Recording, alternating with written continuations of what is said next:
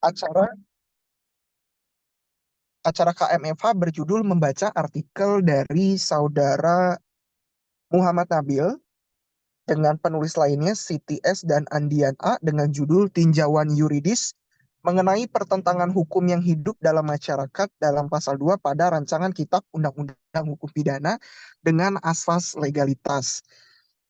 Bersama kegiatan ini juga telah hadir penyaji materi yakni saudara Nabil selaku penulis yang merupakan mahasiswa FH Unpas dan rekan moderator Jonathan Aditya selaku mahasiswa MIH Unpar. Tidak perlu lama lagi, saya akan menyerahkan kepada rekan moderator untuk memulai kegiatan ini. Terima kasih. Baik, terima kasih Mas Timothy. Selamat malam bagi kita semua. Selamat malam Pak Tristam, Pak Jamal, dan rekan-rekan sekalian. Baiknya kita memulai diskusi kelompok pembaca kita ini. Sebelumnya saya akan memperkenalkan terlebih dahulu penyaji kita kali ini untuk malam ini.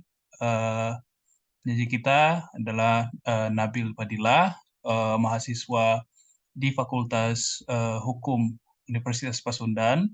Adapun aktivitas penelitian yang telah dilakukan oleh penyaji kita antara lain di tahun 2022 mengenai pertentangan hukum yang hidup dalam masyarakat dalam pasal 2 pada rancangan Kitab Undang-Undang Hukum Pidana dengan asas legalitas yang akan kita bahas pada malam ini.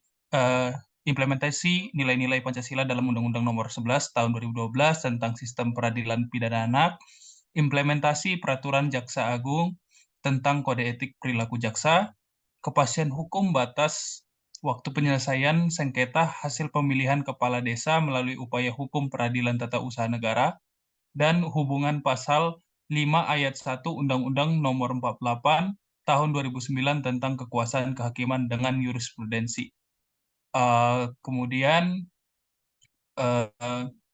beberapa publikasi yang telah dilakukan oleh penyaji, yakni diantaranya tinjauan yuridis mengenai pertentangan hukum yang hidup dalam masyarakat dalam pasal 2 pada rancangan Kitab Undang-Undang Hukum Pidana dengan asas legalitas, kemudian implementasi Peraturan Jaksa Agung Republik Indonesia nomor Peraturan 14 AJA tentang perilaku jaksa yang dipublikasi tahun 2023. Kemudian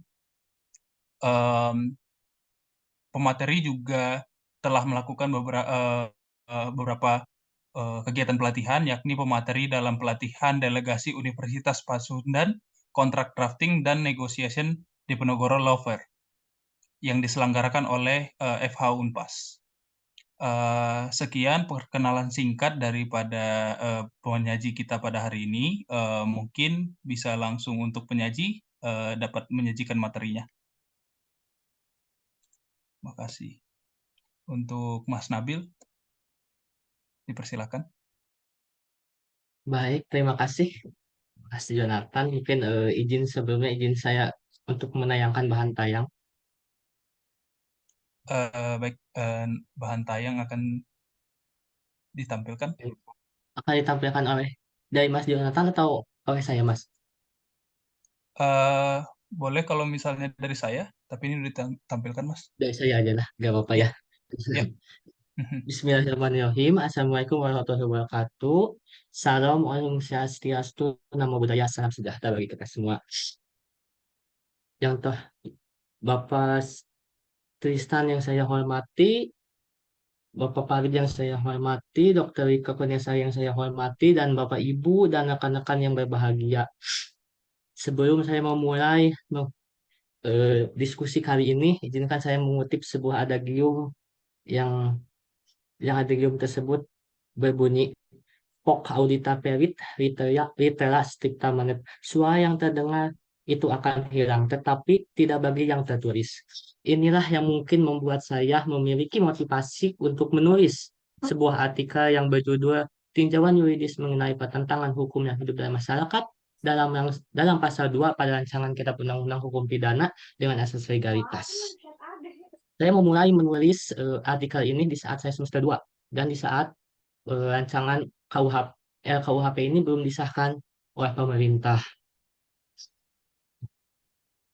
Saya menulis artikel ini sebagai curahan pemikiran saya dan rekan-rekan saya yang menulis. Itu ada 3 orang yang sama, yang mana rekan-rekan itu adalah teman saya di perkuliahan yang sama-sama menempuh saat semester 2 untuk menulis artikel ini.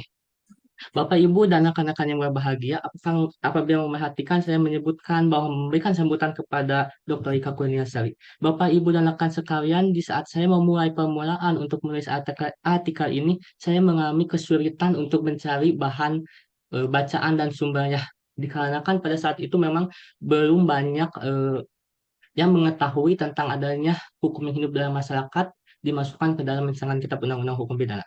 Tetapi, namun saat itu saya membuka repository Unpas dan menemukan sebuah disertasi yang beliau tulis, yaitu yang berjudul Konseptualisasi dan Aktualisasi Hukum yang Hidup dalam Masyarakat pada Rancangan Kitab Undang-Undang Hukum Pidana, kaitannya dengan pembentukan nasional. Disertasi itu yang melandasi saya untuk lebih mengenal jauh tentang hukum yang hidup masyarakat, dan itu sebuah sumber utama yang saya baca dan saya teliti lagi untuk menjadikan sumber dalam artikel ini. Bapak Ibu yang berbahagia, saya banyak berdiskusi dengan beliau membahas tentang mengenai hukum yang hidup dalam masyarakat. Sebagai etika akademik, saya mengkotasi apa yang kami diskusikan ke dalam artikel ini. Mungkin itu sambutan pendek dari saya sebelum memasuki pembahasan materi pada kali ini.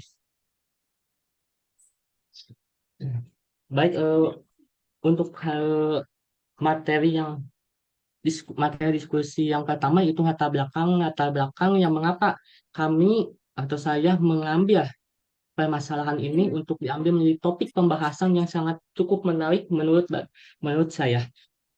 Yang pertama, KUHP merupakan kodifikasi peraturan pidana yang memiliki misi dekriminalisasi, partikularisasi, sehingga memasukkan unsur yang hidup dalam masyarakat sebagai ketentuan dasar penuntutan dalam norma, dianggap sebagai ciri khas kodifikasi hukum Indonesia atau bisa disebut dengan Indonesian Way. Namun, proses pembaharuan pada hukum pidana Indonesia ini bertampak pada norma-norma baru yang berbeda dengan KUHP kolonial atau Wetboek Panstapre. Pembaharuan di dalam KUHP ini menyisakan isu krusial, salah satunya dengan memasukkan unsur yang hidup dalam masyarakat atau disebut dengan driving law atau bisa dikatakan dengan hukum pidana adat, dan menjadikan hukum yang hidup dalam masyarakat sebagai dasar untuk menentukan seseorang dapat dipidana atau dasar penuntutan yang tereksplisit dalam pasal 2 ayat 1 yang menyatakan bahwa dalam pasal 2 ayat 1 itu menyatakan bahwa ketentuan sebagaimana yang dimaksud dalam pasal 1 ayat 1, pasal 1 ayat 1 itu adalah asas legalitas, tidak mengurangi keberlakuan hukum yang hidup dalam masyarakat yang menentukan bahwa seseorang patut dipidana walau perbuatan tersebut tidak diatur dalam undang-undang ini. Dengan mengakui keberlakuan hukum yang hidup dalam masyarakat sebagai dasar penjatuhan pidana, bisa ditafsirkan bahwa pasal 2 ini menganut asas legalitas material. Asas legalitas material yang mana memasukkan sumber-sumber selain sumber hukum formal sebagai dasar penuntutan. Yang mana menurut penulis ada pertentangan dan memiliki konsekuensi hukum tersendiri apabila dari pingau atau hukum yang hidup dalam masyarakat menjadi dasar penuntutan tersebut didasari pada karakteristik hukum adat yang memiliki karakteristik tersendiri, yaitu hukum tidak tertulis. Hal tersebut bertolak belakang dengan asas legalitas formil yang terdapat dalam pasal 1 yang berbunyi, tidak ada satupun perbuatan yang dapat dikenai sanksi pidana dan atau tindakan kecuali atas kekuatan peraturan pidana dalam peraturan perundang-undangan yang telah ada sebelum perbuatan dilakukan. Begitu juga dengan pasal 1 ayat 2 yang menyatakan dalam menetapkan adanya tindak pidana dilarang menggunakan analogi. Hal tersebut di mana asas legalitas menghendaki adanya peraturan sebelum tindakan yang dianggap melanggar hukum itu terjadi menunjukkan tentang kepastian hukum. Hal tersebut sesuai dengan adagium yang berbunyi nullum delictum nulla pona sine praepara lege ponari, yang artinya tidak ada satu perbuatan pidana tanpa ketentuan menurut undang-undang. Bapak Ibu hadirin sekalian bahwa itu adalah sebuah latar belakang yang mengapa saya dan rekan-rekan mengambil permasalahan hukum yang hidup dalam masyarakat bertentangan dengan RKUHP.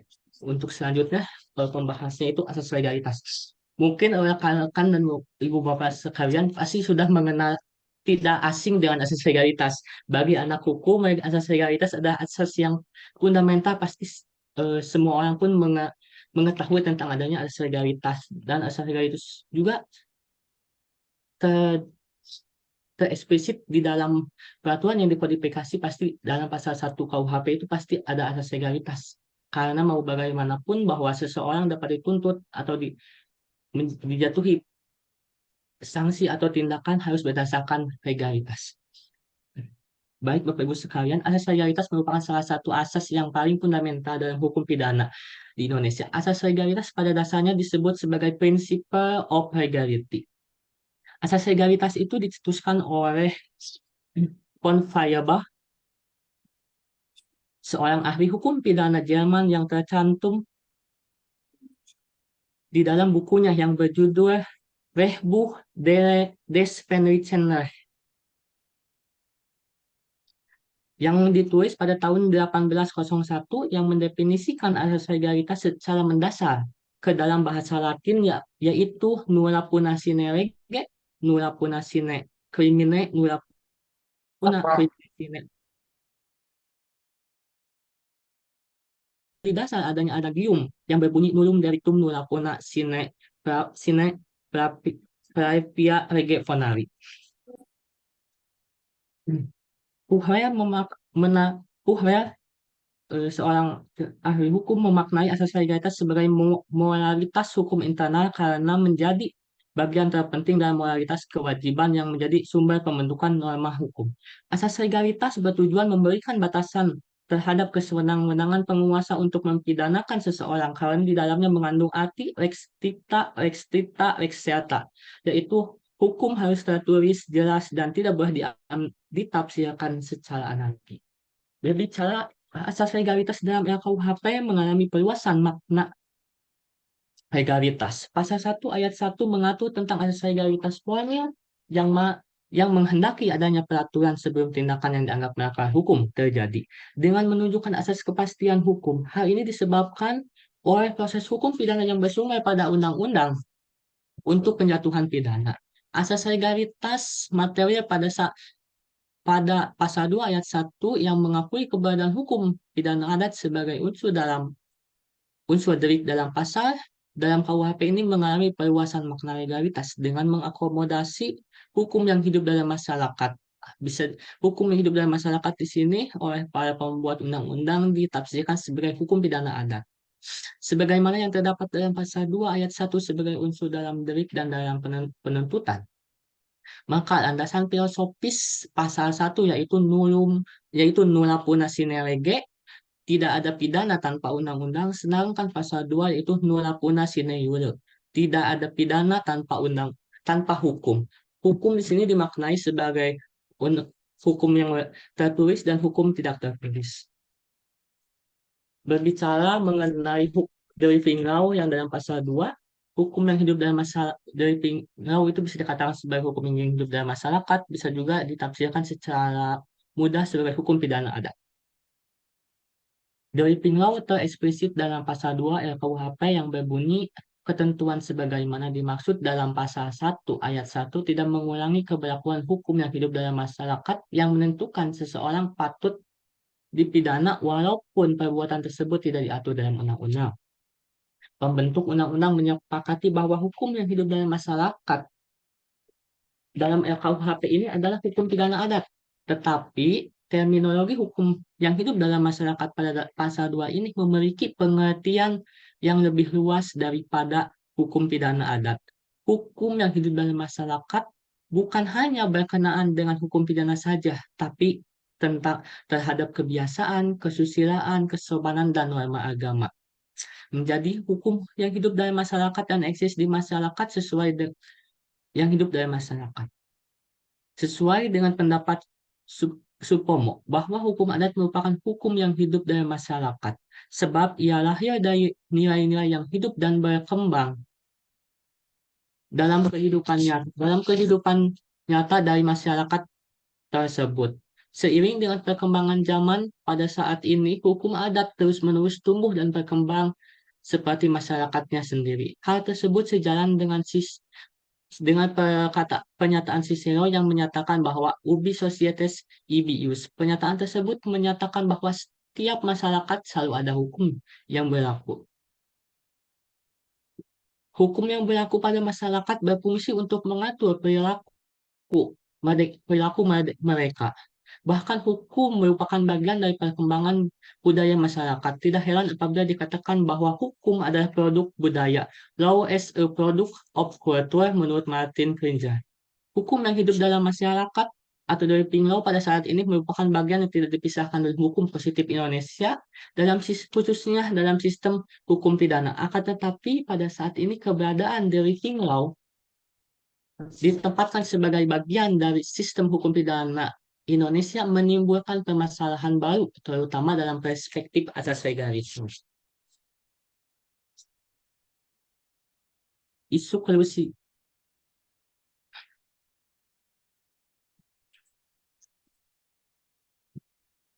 krusial yaitu dengan legitimasi hukum yang hidup dari masyarakat ke dalam RKUHP mengakui lebih tentang hukum yang hidup dari masyarakat. Bapak Ibu sekalian bahwa RKUHP ini merupakan rekodifikasi peraturan hukum pidana yang memiliki misi dekolonialisasi, artikulasi sehingga memasukkan hukum yang hidup dari masyarakat sebagai dasar penuntutan atau dengan dasar penuntutan yang dianggap ini adalah sebagai Indonesian Way. Pembaharuan hukum pidana yang ada dalam KUHP ini adalah salah satunya mencantumkan hukum yang hidup dari masyarakat. Hal ini dianggap sebagai Indonesian Way dan perlu dikembangkan oleh Indonesia. Tapi apakah ini tidak menjadi permasalahan? Hal tersebut menjadi permasalahan apabila kita melihat pada slide ini bahwa apabila kita melihat merujuk pada pasal 2 Undang-Undang pasal 2 ayat 1 RKUHP ini bahwa secara jelas disebutkan bahwa ketentuan sebagaimana dimaksud dalam pasal 1 ayat 1 tidak mengurangi hukum yang hidup dalam masyarakat yang menentukan bahwa seseorang patut dipidana oleh perbuatan tersebut tidak diatur dalam undang-undang ini. Tapi apabila kita melihat pada asas legalitas yang ada dalam pasal 1 bahwa tidak ada satupun orang yang dapat dipidana kecuali kekuatan peraturan perundang-undangan yang berlaku sebelumnya. Bisa kita lihat pada tabel slide ini bahwa pembaharuan KUHP ini melahirkan hukum yang hidup dalam masyarakat, tetapi hukum yang hidup dalam masyarakat di sini menimbulkan suatu permasalahan yang sangat serius menurut kami, di mana di saat asas legalitas materi dimasukkan ke dalam undang-undang, maka di situ akan mengeliminasi asas legalitas formil, yang mana asas legalitas formil menekankan kepada kepastian hukum, sedangkan asas legalitas materi menekankan kepada keadilan, yang mana pembaharuan ini dapat menimbulkan konsekuensi hukum tersendiri apabila pasal 2 ini tetap berlaku. Baik Bapak Ibu sekalian yang berbahagia, sumber hukum utama untuk memutuskan perbuatan merupakan tindak pidana mengacu pada asas legalitas yang tercantum dalam pasal 1 ayat 1. Tapi adanya pembaharuan hukum pidana ini yang melahirkan pasal 2 ini dapat melahirkan norma-norma baru dan juga melahirkan tindak pidana baru, tetapi hal tersebut menyebabkan juga permasalahan baru yang salah satunya adanya pertentangan mengenai ketentuan pasal 2 RKUHP yang telah mengakomodir hukum yang hidup dalam masyarakat ke dalam unsur pasal. Hal tersebut sebagaimana tertuang dalam pasal 2 yang ada dalam tabel ini, bahwa apabila kita melihat tabel pasal 2 ini dapat ditafsirkan selain hukum tertulis dapat dijadikan sebagai dasar pemidanaan, diakui juga sumber hukum lain dalam sistem pidana Indonesia, yaitu mengakomodasi hukum yang hidup dalam masyarakat. Ketentuan pasal 2 ayat 1 KUHP ini merupakan asas legalitas materi, karena ketentuan tersebut memberikan tempat kepada hukum yang hidup dalam masyarakat, menjadikan sebagai dasar pemidanaan dan dasar penuntutan. Ketentuan pasal 2 ayat 1 ini menunjukkan terjadinya pengembangan asas legalitas sebagaimana dimaksud sebagaimana diatur dalam pasal 1 ayat 1 KUHP. Pengembangan asas legalitas tersebut menjelaskan adanya pertentangan pada ketentuan pasal 1 KUHP karena mematuhi adanya peraturan sebelum tindakan yang dapat melampaui hukum.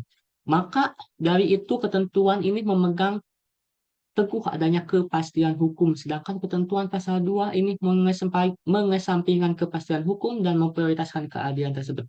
Untuk memenuhi rasa dan keadilan pada masyarakat tertentu, dapat dikatakan bahwa pasal 2 ini mengadopsi Redbuh formula yang dicetuskan oleh Gustav Redbuh, yang mana lebih diprioritaskan keadilan. Dengan diperluasnya asas legalitas yang mengeksistensikan hukum adat atau hukum pidana adat dalam pasal 2 ini menimbulkan konsekuensi tersendiri apabila dihadapkan pada asas legalitas yang berada dalam pasal 1 KUHP yang merupakan sebagai asas yang memiliki kedudukan sangat penting dan menjadi fundamental dalam menentukan perbuatan yang dapat dipidana.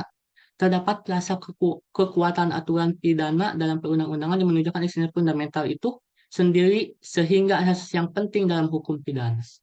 Hukum yang hidup dalam masyarakat dalam pasal ini berkaitan dengan hukum yang masih berlaku dan berkembang kepada masyarakat. Di Indonesia, salah satu karakteristik tersebut adalah yaitu bentuknya tidak tertulis dan hidup dan berkembang di masyarakat adat. Dengan memasukkan hukum yang hidup dalam masyarakat ke dalam delik pasal 2 ayat 1 akan memunculkan konsekuensi hukum tersendiri karena akan bertentangan dengan hukum yang hidup dalam masyarakat. Dengan hukum yang hidup dalam masyarakat.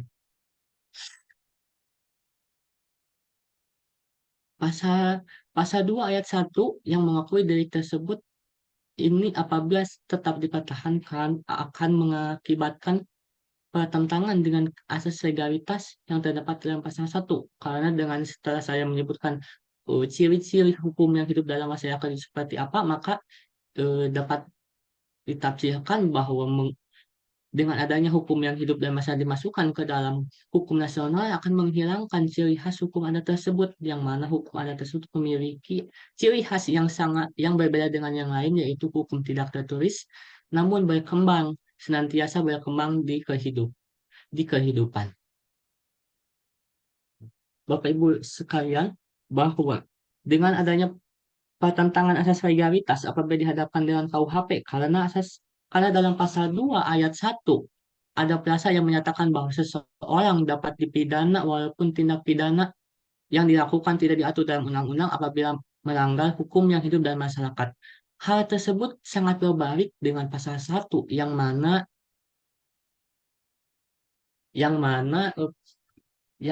dalam pasal 1 itu menyatakan bahwa tidak ada satupun yang dapat dipidana tanpa adanya aturan perundang-undangan sebelumnya. Penggunaan asas legalitas materi yang tercantum dalam pasal 2 ini adalah keliru. Menurut hemat saya itu adalah keliru. Dengan diberlakukannya hukum yang hidup dalam masyarakat pada pasal 2 berimplikasi pada asas legalitas yang menjadi asas utama hukum pidana tereliminasi oleh adanya asas legalitas materi. Sebab hal ini dimasukkan pasal 2 KUHP yang menimbulkan kesewenang-wenangan negara dalam penjatuhan pidana yang akan menimbulkan ketidakpastian hukum dan menimbulkan keliruan pada penegakan hukum dalam proses peradilan pidana. Maka untuk mengatasi hal tersebut, solusi dari hemat saya yaitu hukum yang hidup dalam masyarakat itu hanya dijadikan sebagai dasar pembentukan hukum atau penafsiran saja. Karena menurut hemat penulis, eksistensi pasal 2 yang diakomodir ke dalam pasal ke dalam hukum yang hidup dalam masyarakat dalam masyarakat dalam masyarakat ini cukup hanya dijadikan sebagai dasar pembentukan hukum saja ataupun sebagai dasar untuk hakim melakukan penafsiran hukum. Dikarenakan hal tersebut, apabila hukum yang hidup dalam masyarakat dimasukkan ke dalam norma pasal atau hukum yang berlaku pada negara ini, akan mengakibatkan pertentangan hukum yang hidup dalam masyarakat. Maka penulis memberikan kesimpulan bahwa pasal 1 ayat 1 mengandung asas legalitas formil yang memiliki arti tentang kepastian hukum, sebab menghendaki adanya peraturan sebelum tindakan yang dianggap melanggar hukum itu terjadi. Sedangkan dalam pasal 2 ayat 1 memiliki makna secara tereksplisit sebagai asas legalitas material yang mengakui keberadaan hukum yang hidup dalam masyarakat sebagai penjatuhan pidana. Hukum yang hidup dalam masyarakat dijadikan sebagai dasar pemidanaan memberi konsekuensi hukum tersendiri, yaitu bertentangan dengan asas legalitas yang ada dalam hukum pidana. Maka menurut kami, kesimpulan dari kami yaitu menitik beratkan bahwa pasal 2 ini dapat dijadikan saja sebagai dasar pemidanaan. Tetapi apa boleh buat bahwa undang-undang tersebut, undang-undang RKUHP ini setelah disahkan tetap mengakui adanya hukum yang hidup dalam masyarakat di dalam pasal tersebut dan menjadikan hukum yang hidup dalam masyarakat menurut Yasona Lawari yaitu akan dijadikan sebagai kompilasi Perda. Tetapi walau bagaimanapun mau dijadikan sebagai kompilasi Perda, tetapi rasanya tak elok rasanya apabila hukum adat ini yang memiliki karakteristik tersendiri yaitu dengan hukum yang tidak tertulis, hukum yang menjadi hukum yang menjadikan budaya sebagai sumbernya, hukum yang hidup dan berkembang dalam masyarakat dijadikan sebagai undang-undang yang dikodifikasi. Rasanya sangat tidak elok karena menghilangkan karakteristik hukum pidana adat tersebut. Bapak Ibu sekalian, pembahasan kali ini sudah selesai dikarenakan ini adalah acara diskusi. Maka saya persilakan apabila dari Bapak atau Ibu dan rekan-rekan ada yang ingin bertanyakan untuk didiskusikan lebih lanjut, saya persilakan. Baik, terima kasih Mas Nabil atas penjelasannya dan mungkin diskusi kali ini kita ini sangat beruntung ya kalau misalnya sebelumnya kita membahas artikel orang lain dan sempat ada kebingungan gitu ya memahami perspektif penulis. Di sini penulisnya langsung menjelaskan tulisan yang kita bahas. Baik, berarti selanjutnya kita akan melanjutkan di sesi diskusi. Mungkin ada dari Bapak dan Ibu sekalian, ada mungkin kritik, saran, atau komentar, tanggapan, bahkan pertanyaan mungkin ya, terkait pemaparan yang sudah dipaparkan oleh penyaji. Dipersilakan kepada saudara-saudara. Saya bertanya singkat dulu boleh? Boleh, silakan Pak Budi. Mas Nabil, apakah tidak terinformasi bahwa rancangan KUHP sudah disahkan menjadi KUHP dengan Undang-Undang Nomor 1 Tahun 2023? Karena sepanjang presentasi selalu mengatakan rancangan KUHP dan PPT-nya pun mengatakan rancangan KUHP. Izin Bapak, saya memang terinformasi dan saya juga mengikuti dengan perkembangan tersebut, tetapi saya memang berpatokan pada zona yang saya buat karena takutnya saya mengganti dengan KUHP ada miss antara zona yang saya buat dengan apa yang saya katakan gitu, Bapak. Memang saya juga sudah mengikuti dengan adanya undang-undang baru itu, Pak. Terima kasih, Bapak, pertanyaan sebelum. Oke, karena sekarang sudah menjadi hukum positif kan ya, jadi artinya kalau substansi, saudara, kalau secara substansi, apakah saudara membaca secara sistematis pasal 2 ayat 1 kemudian pasal 2 ayat 3 dan penjelasan pasal 2 ayat 3. Kemudian bagaimana kedudukan dari hukum tidak tertulis itu sebenarnya? Bisa ini bukan pertanyaan ngetes bukan, tapi apa pendapat saudara, perspektif saudara tentang itu, gitu loh.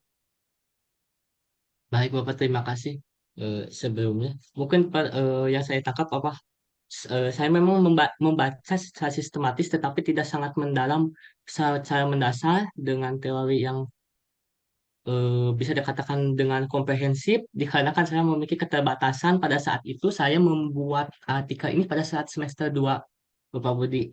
Apabila mungkin ada kekurangan atau ada boleh didiskusikan, tapi memang saya mengakui masih banyak kekurangan dalam artikel ini dikarenakan saya pada saat itu masih semester 2.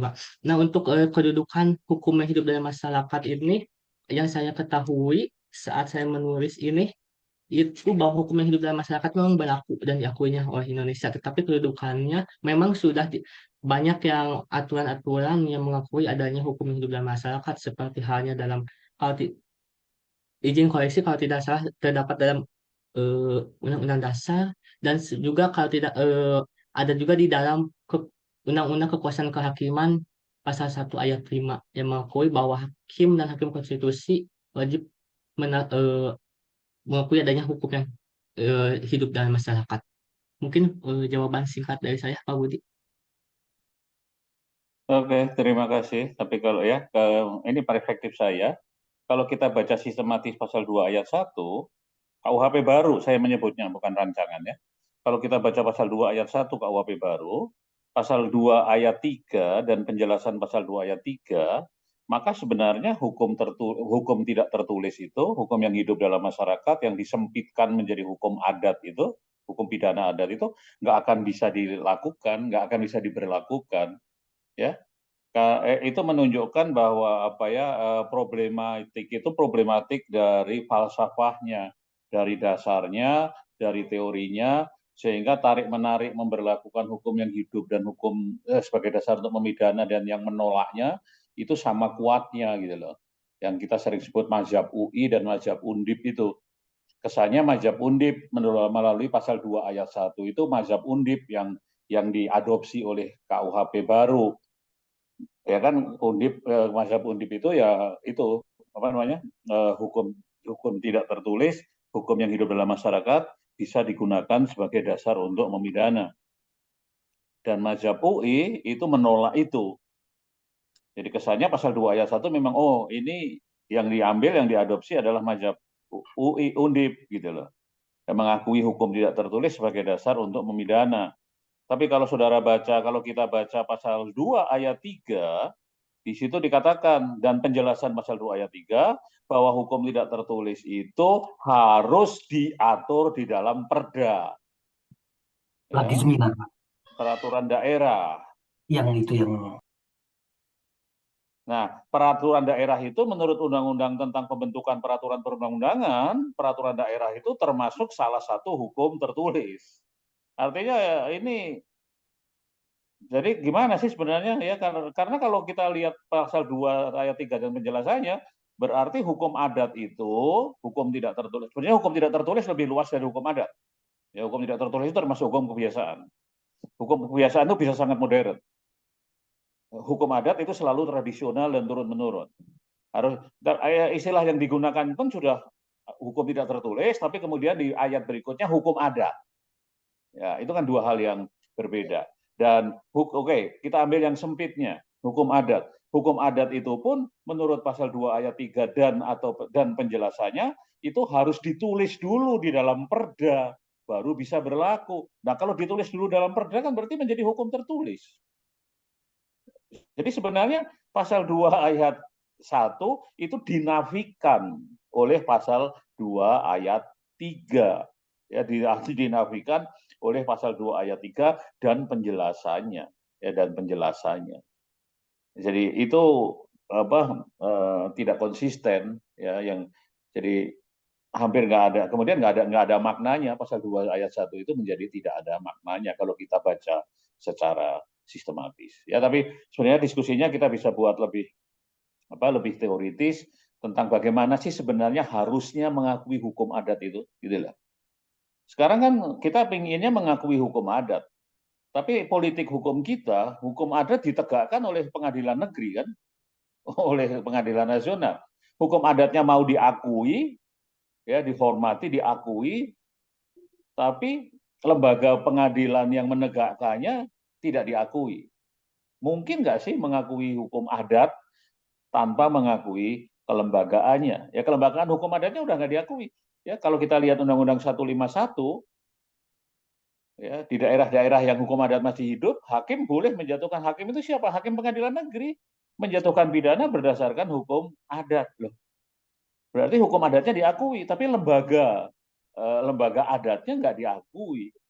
Ya, lembaga adatnya nggak diakui. Ya, kita bisa berdebat di sana dan kemudian mengakui hukum adat dalam kemudian memasukkan hukum adat menjadi hukum tertulis itu juga problematik.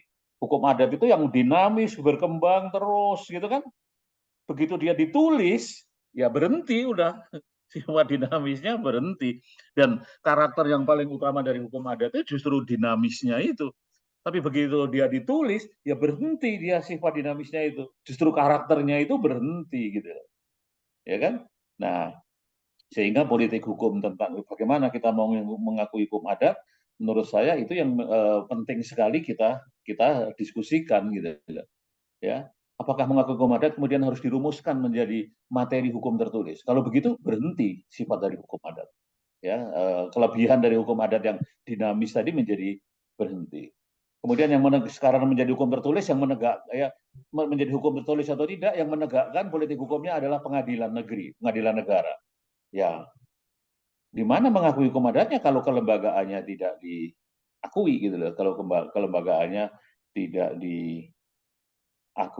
Ya, jadi banyak hal-hal yang lebih yang lebih mendasar yang bisa kita diskusikan tentang bagaimana sih sebaiknya kita jalan terbaik mengakui keberlakuan hukum adat itu. Menurut saya itu karena kalau dibiarkan sekarang seperti sekarang, saya kira hukum adat tinggal sejarah.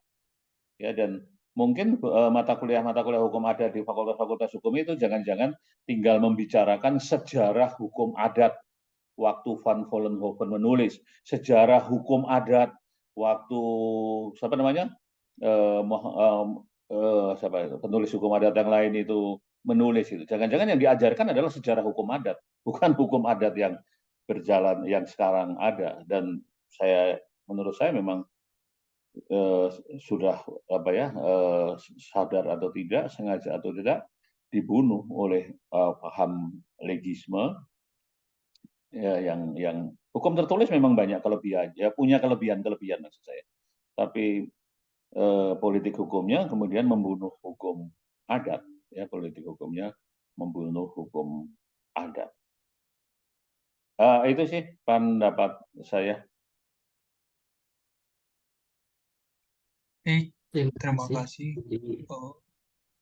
Ya, Mas, terima kasih Pak Menanggapi Budi. mungkin izin menanggapi yang Pak Budi Silakan, sebentar Mas. sedikit. Ya. Betul Pak, dalam pasal 2 ayat 3 itu sudah dijelaskan bahwa hukum yang dimasukkan ke dalam perda. Tetapi pasal tersebut, ayat tersebut adanya setelah pas yang undang-undang disahkan itu setelah revisi RKUHP yang tahun 2019. Saya ini membuat artikel ini di saat RKUHP itu masih revisi yang 2019 yang hanya pasal 2 itu terdapat 2 pasal yang mana belum disebutkan secara eksplisit bahwa hukum yang hidup dalam masyarakat akan dimasukkan ke dalam perda itu, Pak. Terima kasih. Oke, silakan. Saya tidak mengatakan saudara keliru, tidak sama sekali tidak mengatakan itu. Tapi saya tadi agak kaget karena konteksnya kok masih RKUHP. Pada sekarang sudah menjadi KUHP yang KUHP baru. Ya, jadi tadi saya nggak punya konteks itu. Ya silakan kalau kemudian artinya kita dengan sadar kita sedang membahas RKUHP loh ini, gitu loh. Ya, bahwa itu kemudian berbeda dengan KUHP.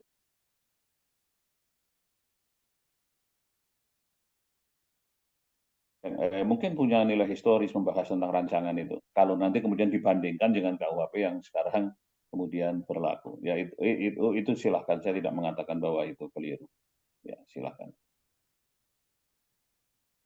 Baik, terima kasih Pak Budi. Mungkin kita bisa lanjut tadi Mas Farid. Tadi raise hand, Mas Farid. Mungkin tadi. Silakan ke Pak Tristan dan ke Oh, Mas Gusti dulu aja. baik, Makasih ya. baik, Ya, baik. Berarti untuk Pak Tristam, Pak, pertanyaan. Oke, Pak Budi tadi melihat atau menempatkan pasal ini dari perbenturan gagasan ya. Dan yang kedua dari segi politik hukum. Begitu bicara politik hukum, memang kita bisa lihat bahwa politik hukum kita tidak terlalu suka pada hukum adat. Baik dalam bentuk pidana atau yang lainnya, terutama di pertanahan juga. Itu, tapi jelas bahwa KUHP ini yang baru tidak berbicara tentang hukum adat per se, tapi tentang hukum yang hidup. Tadi juga sudah dikatakan hukum yang hidup itu bisa sangat modern ya, tumbuh berkembang bersama kebutuhan. Nah, persoalannya adalah atau pendekatan lain yang bisa digunakan untuk mengejar apa sih persisnya hukum yang hidup, karena hakim kan wajib ya menggali dan seterusnya hukum yang hidup. Itu pendekatan-pendekatan antropologi, sosiologi atau sosiolegal. Jadi hukum yang hidup itu memang hukum yang kemudian digunakan masyarakat untuk membereskan persoalan atau dijadikan norma ya. Bisa sangat tradisional, bisa juga sangat modern, bisa juga kombinasi dari berbagai hal. Ini yang disoroti oleh misalnya Benda Beckman ya. Ada perbenturan antara hukum modern dengan hukum tradisional, kemudian masyarakat mengkombinasikan dengan berbagai cara. Itu juga hukum yang hidup. Salah satu hukum yang bisa karakteristik pidana. Tapi untuk bisa melihat apa hukum yang hidup, memang tidak bisa lagi yuridis normatif, deskriptif analitis ya. Tapi memang harus pakai pendekatan yang berbeda. Nah, kalau hanya bicara tentang asas legalitas, mereka memang mentoknya di situ ya. Asas legalitas jelas maunya lex serta lex scripta. Hukum adat atau hukum yang hidup jelas tidak tertulis dan sangat dinamis. Dan menjadi kesulitan nangkapnya gimana? Bagaimana kita memastikan bahwa ada hukum tidak tertulis di bidang tertentu, terutama di pidana. Misalnya di beberapa kampung itu orang yang bertangkap tangan berduaan di kamar itu diarak dalam keadaan telanjang ya. Langsung hukumannya seketika. Itu hukum yang hidup bukan? Bisakah kita kemudian mengatakan ini hukum yang hidup, mari kita hormati. Atau perilaku seperti ini masuknya ke Kelsen, dasain seperti ini nggak bisa kita katakan sebagai hukum. Perilaku main hakim sendiri sampai kapanpun tetap harus dianggap keliru. Ini persoalan lain yang mungkin bisa muncul dari persoalan bagaimana hakim seharusnya menangkap hukum yang hidup dan apakah betul hukum yang hidup itu bisa dikategorisasikan pidana, bukan pidana, karena nanti kemudian pilihan ya. Nah ini judgment atau wisdom dari hakim sendiri. Itu komentar saya, terima kasih. Terima kasih Pak Stam. Mungkin ada sebelum kita lanjut ke pertanyaan berikutnya, ada tanggapan mungkin dari eh, kita sekalian terhadap komentar Pak Tristam. Oke, Mas Nabil atau Mas Farid atau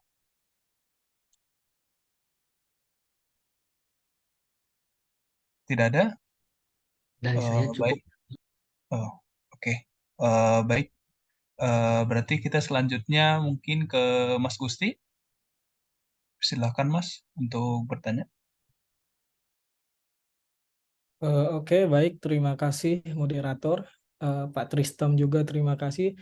Sebenarnya saya ini mahasiswa Undip, diundang oleh Prof. Sidarta. Nah, jadi kata Prof.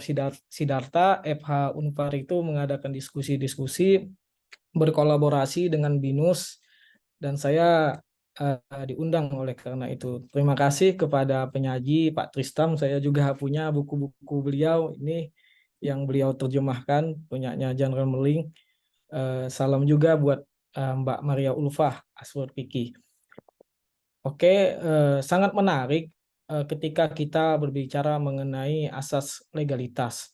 Sebenarnya dikotomi ini sudah ada saat tim perumus itu membentuk. Di antaranya adalah Prof. Barda Nawawi dan Prof. Andi Hamzah. Yang satu tidak setuju kalau mengakui eksistensi hukum yang hidup, yang satu setuju. Nah, makanya dikatakan oleh siapa Bapak tadi, Pak Budi tadi, bahwa terjadi dikotomi antara mazhab Undip dan mazhab UI.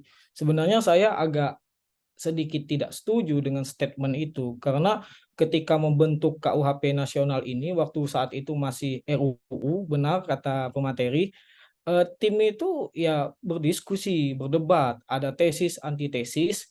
Setelah itu melahirkan suatu konsep, yaitu diperluasnya asas legalitas itu dari formil menjadi material. Itu sudah diskusi, di situ ada Prof. Barda, Prof. Muladi, Prof. Nyoman, Prof. Andi Hamzah, Prof. Setapi, pokoknya begawan-begawan hukum pidana terdahulu ada di situ.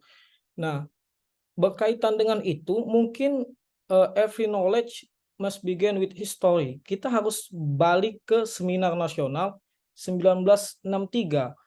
Para begawan hukum pidana pada saat itu, Prof. Mulyatno menyatakan di dalam seminar nasional itu mengenai hukum pidana. Seminar pertama kita itu bukan mengkonstruksikan delik, tapi berbicara mengenai asas legalitas. Sepakat para pembicara seminar pada saat itu, Prof. Mulyatno mengatakan bahwa hendaknya di dalam membuat KUHP baru, hendaknya asas legalitas itu diperluas. Tidak hanya asas legalitas formil, tetapi menjadi asas legalitas material, artinya double track system. Bukan untuk dipertentangkan antara asas legalitas formil dan material. Kalau dipertentangkan, KUHP WPS pun antara pasal 1 ayat 1 dan ayat 2 itu bertentangan. Kalau pasal 1 ayat 1 itu kita berbicara non retroaktif. Tetapi pasal ayat 2-nya non retroaktif. Yang satu retroaktif, ayat 2-nya non retroaktif. Apabila dipertentangkan, bubar ini. Maka oleh karena itu, para perumus pembentuk undang-undang menyepakati untuk itu. Dan hal ini kan sesuai dengan pendapat Jonker di dalam bukunya, kalau tidak salah Pak Tristem boleh dibenarkan, karena saya juga kurang fasih berbahasa Belanda. Inleiding tot en diese Nederlands strafrecht. Di dalam buku itu Jonker mengatakan bahwa hukum pidana Belanda ini, WPS, Wetboek van Strafrecht ini, secara mutatis mutandis tidak bisa diterapkan dalam konteks hukum pidana Indonesia. Karena hukum pidana Indonesia ini ada beberapa hal yang berbeda, mulai dari filosofisnya. Filosofi mereka individualism, sekularisme, liberalisme. Sementara kita Pancasila. Di dalam Pancasila itu kita berbicara dalam konteks moral religius. Ada kemanusiaan, humanistik, demokratik. Nah, itu harus di breakdown ke dalam undang-undang di bawahnya. Dan juga kepada KUHP nasional. Oleh karena itu, sebenarnya di dalam KUHP sendiri pun ada aflauwegheid van alle materiële wederrecht delictheid, itu ada perbuatan melawan hukum. Kalau wet itu undang-undang tertulis. Seperti kita berbicara 362. 362 itu kan barang siapa dengan sengaja mengambil barang milik orang lain secara sebagian ataupun sepenuhnya secara melawan hukum, bukan secara melawan undang-undang. Secara tekstual, redaksi tersebut melawan hukum. Kalian boleh buka KUHP-nya Prof. Mulyatno. Mungkin kalau KUHP lain berbeda, terjemahannya, melawan hukum. Wederrechtelijk itu melawan hukum. Berbeda antara melawan hukum dengan melawan undang-undang. Kalau undang-undang, benar kata pemateri tadi, wet, tertulis.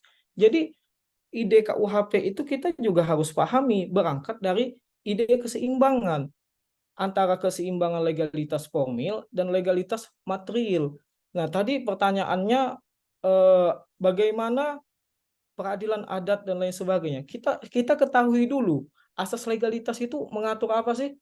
Asas legalitas itu yang diatur sumber hukum. Sumber hukum untuk apa? Untuk menyatakan fet menjadi strabar fet, suatu perbuatan menjadi tindak pidana. Kita harus lihat juga apabila perbuatan tersebut telah mengakui eksistensi hukum yang hidup itu, asal tidak bertentangan dengan prinsip-prinsip yang ada di dalam undang-undang, prinsip-prinsip nasional, prinsip-prinsip internasional. Seperti kita berbicara dalam konteks kasus Nenek Minah. Nenek Minah ini kan kalau secara formil dia melakukan strafbarvet, melakukan tindak pidana. Kita sepakat itu bisa dia terpenuhi unsur deliknya. Tapi secara hukum yang hidup, apakah bisa dia dikatakan melakukan tindak pidana? Menurut orang di situ, menurut orang di Brebes, mengambil buah sisa panen itu nggak bisa dikatakan delik. Tapi kalau dalam KUHP, WPS, karena asas legalitasnya itu cuma formal, ya sudah, tidak mau tahu dengan urusan itu. Begitu terpenuhi unsur delik, bestandel delik, ya udah pidana. Nah, ini yang mau dilihat. Jadi sebenarnya perbuatan melawan hukum itu, aflogerheid van alle materiële delik itu ada sebenarnya dalam KUHP nasional. Tapi ada dalam KUHP WPS. Tapi kita baru ributnya sekarang gitu loh. Tapi melawan hukum dalam fungsi yang positif. Nah, sekarang para perumus undang-undang ingin, karena berangkatnya dari ide keseimbangan itu, melawan hukum secara bisa secara positif, bisa secara negatif. Seandainya dalam kasus Nenek Minah tadi, maka pasal 2 masuk di sini. Dia perbuatan pidananya dia menghapuskan melawan hukum secara materialnya. Dia tidak bisa dipidana oleh karena itu. Karena hukum yang hidup itu bisa fungsinya negatif, bisa fungsinya positif. Tapi kalau deliknya secara KUHP sudah dilarang, misalnya membunuh dan lain sebagainya, itu tidak bisa.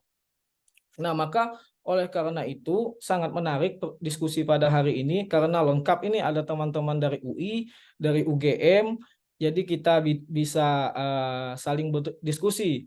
Kalau kata Hegel itu ada tesis, ada antitesis. Jadi menurut saya, sebagaimana yang dikatakan pemateri, berapa banyak semangat nasional yang harus di breakdown, yang harus dikejawantahkan di dalam undang-undang kita, seperti undang-undang kekuasaan kehakiman pasal 5 yang telah disampaikan pemateri tadi, bahwa hakim dan hakim konstitusi wajib menggali hukum yang hidup. Lah bagaimana mau menggali hukum yang hidup bagaimana mau menggali hukum yang hidupnya kalau asas legalitasnya cuma formil? Tentu sudah terkunci di situ, tidak bisa keluar. Kalau asas legalitas itu kan kalau kita maknai secara formil, nullum delictum sine lege. Jadi yang hanya menjadi sumber hukum itu lege. Nggak bisa. Lege itu undang-undang. Nah, benar kata Pak Tristom tadi, ada implikasinya terhadap metodologi penelitian, normatif, empiris, sosial legal. Cuman saya tidak berbicara sampai ke situ, karena saya bukan orang metodologi penelitian. Bisa ditanyakan ke Pak Tristom, mungkin lebih paham masalah sosial legal. Saya pun orangnya normatif, Pak. Jadi, untuk sebagai klepnya itu, amanat konstitusi kita sudah menyarankan banyak di Undang-Undang Kekuasaan Kehakiman, di Undang-Undang Kepolisian, bahwa polisi dalam menertibkan dan membina masyarakat yang taat hukum. Bahasanya itu taat hukum. Hukum itu bisa tertulis, bisa tidak tertulis. Sementara wet itu undang-undang. Belum lagi di Undang-Undang Kejaksaan. Banyaklah dasar yuridis untuk menyatakan hukum yang hidup itu sebagai sumber hukum. Jadi jangan dimaknai delik ya, ini kita berbicara sumber hukum karena asas legalitas itu dasar pengesahan untuk mengatakan suatu perbuatan itu dapat dipidana ya asas legalitas. Maka yang menjadi pembeda, saya tidak sepakat apabila asas legalitas formil itu dipertentangkan dengan asas legalitas material. Harusnya legalitas material itu saling melengkapi. Apabila formil ini dirasa tidak adil, maka material masuk di situ. Dan itu sudah lama dilakukan oleh Gustav Radbruch di dalam Die Idee des Rechts, Radbruch Formula. Walaupun bukan dia orang yang pertama mengungkapkan itu, Hermann Cantor Witsch di dalam Die Idee des Rechts. Apabila terjadi pertentangan keadilan dengan kepastian, maka utamakan keadilan, bukan kepastian. Belandanya sendiri sudah memberi pasal sisipan di dalam KUHP-nya, rechtelijk pardon, judicial pardon. Ini kan pengingkaran terhadap asas legalitas, walaupun dia tidak menyebutnya asas legalitas material. Hakim dapat memaafkan pelaku apabila bla bla bla, the lack of gravity, the character of offender, the circumstances. Artinya bisa disimpangi asas legalitas formil itu apabila tidak mencerminkan suatu keadilan. Maka oleh karena itu sudah seyogyanya kita hidup di abad 21, konstruksi di pemikiran kita itu kepastian perlu, tapi akan indah apabila kepastian itu bergandengan dengan keadilan. Oleh karena itu mungkin itu yang dapat saya sampaikan diskusi kita pada hari ini. Saya tidak sepakat ada mazhab Undip, ada mazhab UI, ada mazhab Unair. Nanti keluar lagi nih mazhab Unpar. Imam mazhabnya siapa? Pak Tristam loh, nggak kayak gitu. Kita sama-sama belajar ketika KUHP ini dirumuskan, dibentuk. Para tim perumus itu berbagai macam, ada dari UI, ada dari Undip, ada dari UGM, Unair, walaupun seminar hukum pidana pertama kali itu ada di Undip. Oke, mungkin cukup sekian Mas Moderator, Pak Tristam, pemateri, kita diskusi. Oke, lanjut. Baik, terima kasih Mas Gusti. Waduh, luar biasa. Yang bisa saya mungkin sebelum melanjutkan mungkin saya bisa mengklarifikasi yang saya tangkap, berarti Mas menyarankan bahwa ini asas formalitas dan asas legalitas yang formil dengan yang material jangan dibenturkan, tapi dijadikan subsidiar gitu ya, saling memenuhi begitu ya Mas ya. Artinya kalau misalnya dengan dasar bahwa keadilan harus lebih ditegakkan daripada kepastian hukum gitu ya. Oke, terima kasih Mas Gusti. Mungkin ada saudara rekan-rekan yang lain menanggapi Mas Gusti mungkin atau dari topik pembahasan. Silakan Mas Farid. Ya, terima kasih banyak Mas Jonathan. Selamat malam. Sebelum saya kasih tanggapan, mungkin saya mau memberikan apresiasi yang tinggi untuk penyaji, karena ini seingat saya pertama kali mahasiswa S1 presentasi tentang tulisannya sendiri. Jadi saya dan teman-teman internal kelompok membaca sangat mengapresiasi Kang Nabil ya, untuk berani memaparkan tulisannya sendiri. Ya, jurnal ini ditulis tahun 2022 ya Nabil ya. Kalau saya cek dan saya sudah baca juga. Nah, kalau tadi udah luar biasa sekali tanggapan-tanggapan dari Pak Budi. Pak Budi udah live, kemudian dari Pak Tristam dan dari Mas Gusti. Saya sedikit menanggapi yang dari Pak Tristam, tapi tanggapan ini justru adalah pertanyaan untuk penyaji atau untuk Pak Tristam atau untuk seluruh audiens. Saya jadi mempertanyakan mengapa frasa hukum yang hidup dalam masyarakat itu dibatasi dalam hukum adat saja di dalam KUHP baru. Saya punya dugaan bahwa ini berangkat dari landasan filosofis KUHP, yaitu untuk melepaskan hukum pidana Indonesia dari kolonialisme. Nah, saya punya ini hanya pendapat yang nggak ada dasar teorinya, tapi ini hanya pendapat saya pribadi bahwa saya agak mengherankan landasan filosofis ini. Karena menurut saya ini adalah suatu landasan yang dibuat-buat, dekolonialisasi itu. Ya, memang apa masalahnya menggunakan produk koloni sepanjang masih sesuai dengan nilai-nilai yang ada di masyarakat kita.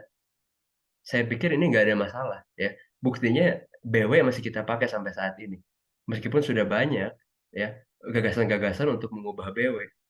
Yang menjadi tesis saya sendiri adalah fokus pada bidang hukum perjanjian yang diatur dalam BW udah nggak sesuai. Belanda udah ngubah itu dari sejak tahun 92 ya. Yang bahkan referensi kita dari Belanda udah berubah dari dulu gitu. Tapi kita tidak. Jadi kalau memang benar dekolonialisasi itu sepenting itu, harusnya BW udah kita ubah dari kapan. Ya. Nah, jadi itu pertanyaan saya untuk melanjutkan tanggapan Pak Tristan, kenapa dibatasi? Karena bisa jadi betul kata Pak Tristan tadi, ada hibrida-hibrida yang bisa dikategorikan sebagai hukum yang hidup, tapi bukan hukum adat. Ada ya apa ya istilahnya mungkin pluralisme hukum gitu ya. Banyak tulisan-tulisan yang membahas soal itu. Yang makin sini frasa pluralisme hukum itu semakin meluas, semakin kompleks terus perkembangannya. Dan itu bukan hukum adat sama sekali. Walaupun mungkin di dalamnya ada hibrida dari hukum adat dengan jenis hukum yang lain. Itu yang pertama. Kemudian menanggapi Mas Gusti, ini terlihat Mas Gusti bacaannya sangat banyak, sangat luas gitu, keren sekali. Cuman saya ada satu keberatan gitu. Barusan disampaikan mengenai legalitas formal dan legalitas material. Legalitas formal itu ditegakkan, tapi ketika dirasa tidak adil, masuk legalitas material. Di sini saya memaknai ada dua perbedaan arti antara legalitas. Yang satu dimaknai sebagai legalitas sebagai dasar pemidanaan. Ya. Tiada suatu dapat dipidana kecuali ada aturannya. Yang satu dimaknai sebagai dasar untuk tidak memidana justru. Mari kita maafkan suatu perbuatan pidana karena ada hukum yang hidup. Contohnya dalam kasus yang pencurian kokoa itu. Itu perbuatan pidana memenuhi delik pencurian. Tapi janganlah dipidana. Kenapa? Ada hukum yang hidup dalam masyarakat. Indonesia negara agraris dan seterusnya. Nah, di sini sepertinya ada perbedaan makna legalitas itu. Yang pertama dimaknai bahwa sesuatu hanya dapat dihukum kalau ada aturannya. Yang satunya lagi, sesuatu bisa untuk tidak dihukum, walaupun tidak ada aturannya secara formal. Nah, makanya saya tetap setuju dengan yang disampaikan oleh Pak Budi. Sebenarnya pasal 2 ayat 1 sampai ayat 3 ini, kalau tidak ada di KUHP pun juga tidak ada pengaruhnya. Kan tadi hukum yang hidup dalam masyarakat ya dimaknai hukum adat. Kemudian di ayat 2, ayat 3 itu diberikan pembatasan untuk hukum adat tersebut. Batas yang pertama di ayat 2 disebutkan bahwa ini harus sesuai dengan Pancasila, dengan Undang-Undang Dasar, dan dengan asas-asas hukum umum. Batas yang kedua ada di ayat 3, bahwa ini harus diatur dalam peraturan pemerintah yang nanti jadi pedoman untuk peraturan daerah. Yang ujung-ujungnya bakal bikin aturannya menjadi sifatnya tertulis dan menghilangkan esensi hukum adatnya. Nah, mengenai ini juga saya meninggalkan sedikit catatan. Waktu itu kan kita sempat bahas bukunya Pak Ilham. Di situ bukan sedang membahas mengenai RKUHP, tapi tiba-tiba lewat di diskusi dan diskusinya panjang. Nah, di diskusi kita saat itu dibahas begini, ada dua pendapat.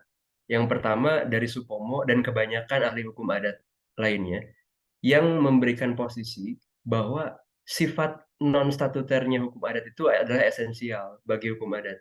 Bahwa dia tuh harus tidak tertulis. Itulah hakikat hukum adat.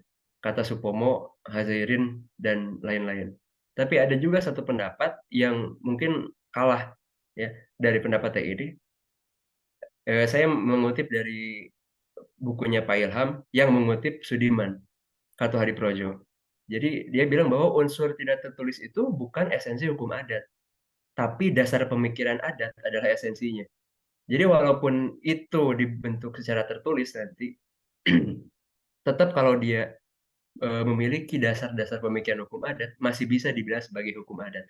Nah, kita mau setuju dengan yang Supomo atau yang Sudiman, itu lain soal. Cuman memang yang secara faktual kita pahami bersama ya, yang menempatkan bahwa non-statuter itu esensinya hukum adat. Dan itu menjadi hilang kalau si hukum adat ini jadi peraturan daerah, udah menjadi tertulis, sudah bukan hukum adat lagi. Nah, jadi ya saya berpendapat bahwa ada tiadanya pasal 2 ayat 1 sampai ayat 3 ini nggak berpengaruh ke dalam KUHP. Ya. Adapun tadi solusi yang dijabarkan oleh Nabil, bahwa hukum adat itu harus menjadi landasan berpikir gitu ya, baik sebagai dasar pembentukan produk hukum, dasar pembentukan undang-undang, maupun sebagai dasar putusan. Nah, yang dasar putusan ini yang saya nangkap sebagai legalitas material itu. Jangan dipidana seseorang yang walaupun secara formal dia sudah memenuhi aturan pidana, tapi kalau hukum yang hidup di masyarakat tersebut tidak menyatakan itu sebagai sebuah pidana, maka sudah tidak perlu dipidana. Nah, itu yang saya maknai sebagai legalitas material ya, yang sudah ada, ya. Yang pasal 2 tidak ada pun itu sudah ada, otomatis itu sudah ada. Ya, tapi penegakannya bagaimana itu persoalan yang lain. Nah, kalau untuk pembentukan produk hukum, relevan tidak sih pasal 2 ini ke situ gitu? Kan tadi solusi yang dijabarkan adalah itu ya, untuk membentuk produk hukum, undang-undang misalnya. Mari kita membentuk produk hukum yang berdasarkan adat gitu ya, pemikiran adat. Nah, kan tanpa adanya pasal 2 pun juga nggak berpengaruh ya itu ya. Tetap bisa seperti itu kan. Tetap bisa berdasarkan hukum adat gitu. Nah, jadi untuk wrap up semuanya ada 2 persoalan. Yang pertama mengenai tadi kenapa itu dibatasi ya di hukum adat, hukum yang hidup itu menjadi hukum adat. Apa ada hubungannya dengan misi dekolonialisasi yang menurut saya dilebih-lebihkan. Yang kedua mengenai tadi asas legalitas formal dan material, mohon tanggapannya balik dari Mas Gusti atau dari peserta yang lain. Terima kasih banyak. Terima kasih Mas Farid memberi sudut pandang baru ya kenapa hukum yang hidup itu disempitkan menjadi hukum adat ya, dengan menghubungkan dengan jiwanya RKUHP ini yang udah jadi RKUHP sekarang. Mungkin untuk melanjutkan Mas Nugoro, silakan Mas. Ya, terima kasih Mas Jonathan, Mas Farid, Mas Gusti, Pak Tista, dan Pak Budiono yang tadi sudah keluar. Tadi saya ingin menanggapi sedikit ya perihal dekolonisasi. Saya sangat setuju sekali dengan Mas Farid tadi. Kenapa kita harus selalu menggaungkan dekolonisasi? Itu selayaknya tahun-tahun waktu kita masih awal-awal kita merdeka gitu ya. Karena menurut saya ketika saat ini, kalau misalnya kita mau dekolonisasi, seharusnya kita nggak usah pakai HAM ya, karena itu produk Barat kan ya. Atau kita nggak usah pakai kodifikasi, itu kan juga produk Barat Belanda. Tapi kenapa sih kita pakai? Karena itu sudah jadi bagian dari kita. Jadi maksudnya adalah ketika itu kita sudah pakai, kita sudah modifikasi konsep-konsep itu bagian dari Indonesia. HAM kita apakah sama dengan HAM yang di Eropa? Tentu tidak kan. HAM kita itu ada beberapa penyesuaian. Bahkan Mahfud MD juga bilang HAM kita itu tidak dicaplok seluruhnya dari yang deklarasi Duham itu. Itulah HAM di kita. Jadi HAM kita itu adalah HAM Indonesia. Nah, itu adalah konsep hukum Indonesia. Nah, perihal kenapa kita sangat gebet buat dekolonisasi ya, bahwa KUHP itu harus didekolonisasi ya karena itu adalah produk lama, mungkin produk lampau, yang mana itu tidak sesuai dengan perkembangan zaman di Indonesia. Apakah waktu itu ada semangat pengembangan hukum adat ketika membuat hukum pidana itu? Ya mungkin tidak. Oleh karena itu, ketika para pencetus hukum pidana ini KUHP ini membentuk undang-undang ya, semangatnya adalah semangat Indonesia. Mungkin bukan dekolonisasi, karena itu dibuatnya juga pakai konsep hukum barat kan ya. Tapi konsepnya adalah konsep untuk mengembangkan hukum Indonesia. Terus saya juga tadi sedikit tergelitik mengenai hukum adat ini ya. Karena ini saya bukan di konkretnya ya. Ketika melihat ini saya jadi teringat suatu kisah ya, bukan kisah, peristiwa nyata ya, dari waktu saya di kantor hukum dulu. Jadi ada seorang polisi datang ke kantor, dia dari Sulawesi. Dia bilang itu ada kasus pembunuhan orang dari suku adat lain gitu ya.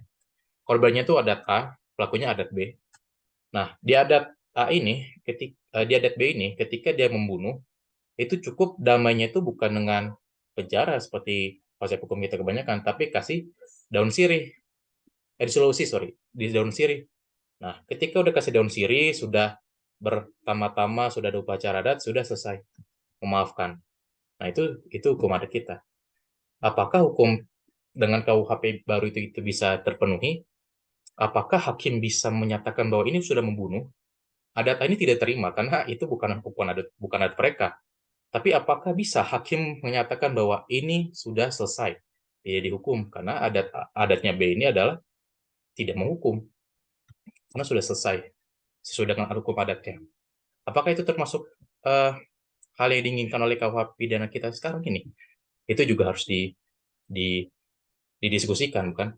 Apakah kita akan terjebak di situ atau bagaimana? Apalagi nanti kalau misalkan itu bakal jadi perda kan, itu kan berarti wah ditulis semuanya. Berarti kalau misalkan ada orang membunuh, cukup kasih daun sirih, upacara adat selesai. Apakah seperti itu? Apakah itu yang namanya keadilan tadi yang diinginkan oleh KUHP pidana kan dari segi legalismenya ini? Legalisme ya, kalau tidak salah.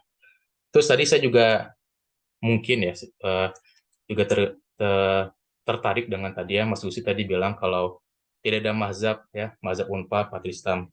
Karena sebenarnya kalau misalkan boleh jujur-jujur, saya juga menganggapnya itu ada pertentangan dengan mazhab Undip sama mazhab UI. Mungkin Mas Gusti kan dari Undip ya, jadi tidak merasa ada pertentangan. Tapi selaku dari luar Undip, dari luar UI, kita melihatnya ya ada pertentangan. Kebanyakan dari para ahli hukumnya itu ya seperti itu. Walaupun pada akhirnya hasilnya jadi satu kan, itu beda lagi. Tapi ketika proses itulah terjadi perdebatan antara mazhab Undip, mazhab UI, mazhab Erlangga. Dan menurut saya itu biasa saja ya, karena di Belanda sana atau di Amerika sana juga banyak kok mazhab-mazhab gitu ya.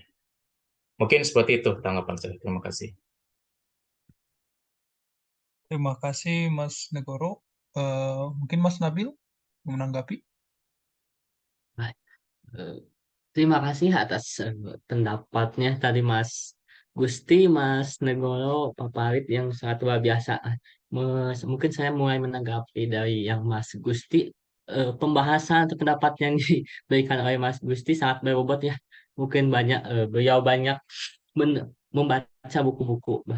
Ya mungkin sedikit yang saya tanggapi mengenai bahwa yang saya tangkap bahwa kenapa tidak kalau pasal 2 itu pasal legalitas tersebut tidak dijadikan sebagai pertentangan, seharusnya sebagai untuk subsidi atau hal tersebut sejalan dengan apa yang disampaikan oleh Gustav Redbuh yang dari Gestapo yang Redbuh formula yang mana mengedepankan keadilan dari kepastian. Nah, berpendapat tersebut mungkin sangat menarik bagi saya dan saya ucapkan terima kasih banyak kepada Mas Gusti atas pendapatnya. Mungkin bisa dijadikan saya sebagai masukan atau sebuah ide untuk saya melakukan penulisan lagi ya. Mungkin yang saya tanggapi terhadap Mas Gusti, mungkin untuk yang Pak Farid bahwa menurut Pak Farid bahwa legitima adanya pasal 2 itu tidak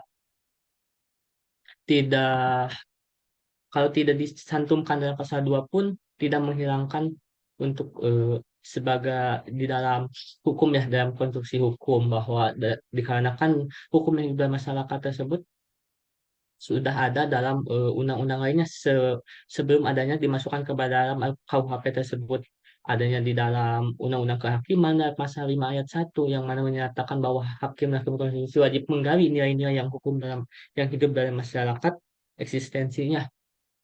Hal tersebut memang saya sependapat bahwa hukum yang hidup dalam masyarakat pun kalaupun tidak dijadikan sebagai dasar pemidana atau dalam konstruksi hukum atau dari pasal atau dimasukkan dalam undang-undang yang tertulis maka tidak akan menghilangkan keberadaan hukum yang hidup dalam masyarakat gitu. Mungkin yang lebih saya tanggapi itu saja untuk Mas Negoro.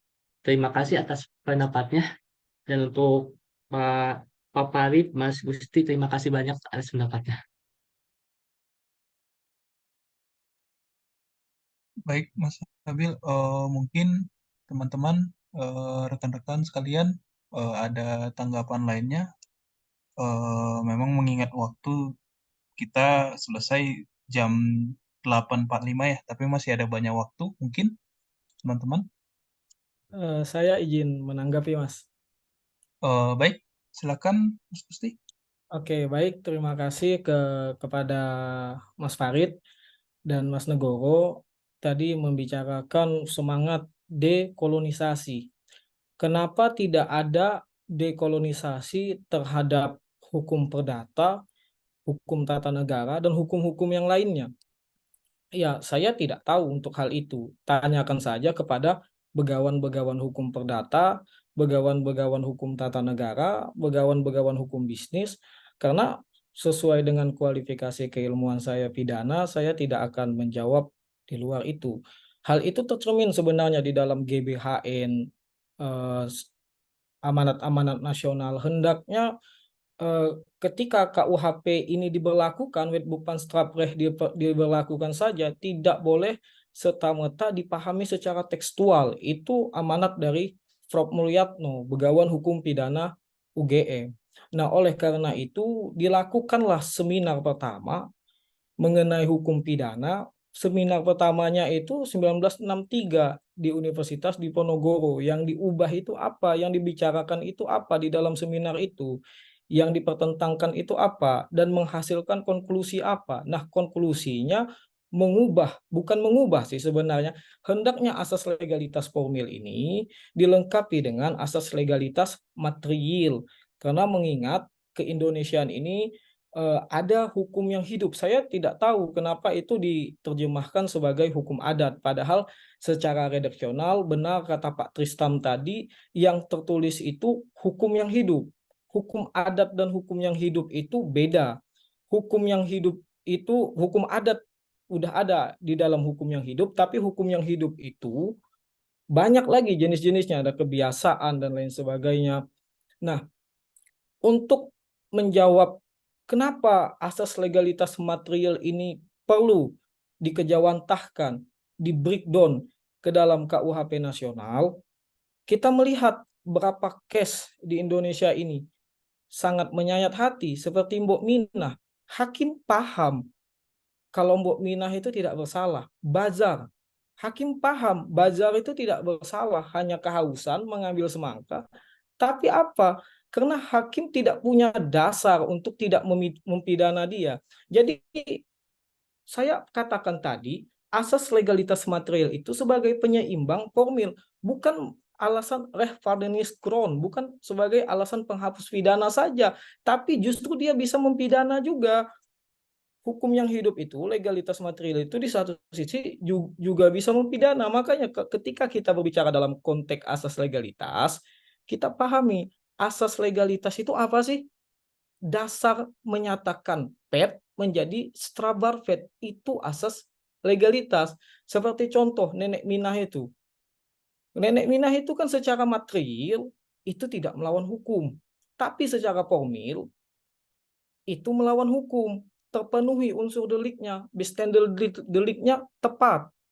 Lah, lantas hakim delima melihat ini. Hakim bingung bagaimana agar tidak mempidana nenek tersebut. Masyarakat membuat petisi dan lain sebagainya, bahkan jaksanya membuat petisi. Tapi kita tidak bisa berkutik karena katupnya, pintunya itu cuma satu, yaitu legalitas formil, legalitas yang tidak ada penyeimbang tadi. Jadi sungguh ironi, KUHP kita secara teritorial sudah merdeka 17 Agustus 1945, tetapi secara hukum karena kita terlalu membangga-banggakan legalitas formil, dasar pengesahan seseorang dapat pidana itu dikonstruksi berpikir kita hanya legalitas formil. Saya anggaplah legalitas formil itu pistol Belanda yang tertinggal di negara kita, Indonesia, digunakan oleh kita sendiri untuk menembak rakyat kita sendiri. Ya Nenek Minah kita tembak, Bazar kita tembak. Padahal hakim itu memvonisnya itu menangis padahal. Kalau bisa saya maafkan, kata hakim, saya maafkan, tapi saya tidak punya dasar hukum, walaupun penjaranya 0. Tapi dia tetap dinyatakan bersalah. Nah, oleh karena itu, maka tim perumus menghendaki asas legalitas itu diseimbangkan. Bukan semata-mata legalitas formil itu tidak berlaku. Berlaku dalam hal ini. Seperti ada kasus pembunuhan tadi yang dikatakan Mas Negoro hanya dengan syirik. Ya itu jelas bertentangan.